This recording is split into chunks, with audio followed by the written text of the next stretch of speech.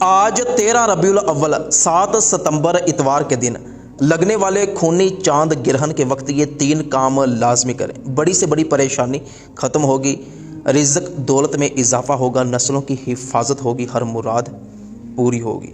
تو آج جو چاند گرہن لگنے جا رہا ہے اس وقت یہ عمل ضرور کریں۔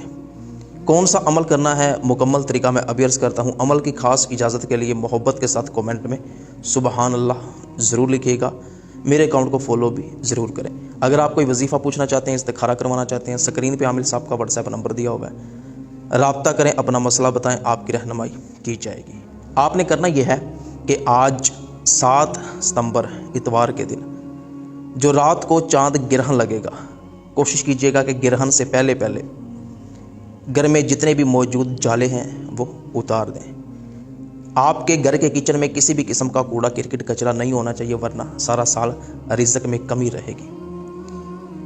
دوسرا کام آپ نے یہ کرنا ہے کہ آپ نے الٹے ہو کے نہیں سونا۔ 8:28 سے لے کے پچھلی رات 1:55 تک چاند گرہن رہے گا۔ اس دوران اپنے مزاج کو آپ نے اچھا رکھنا ہے۔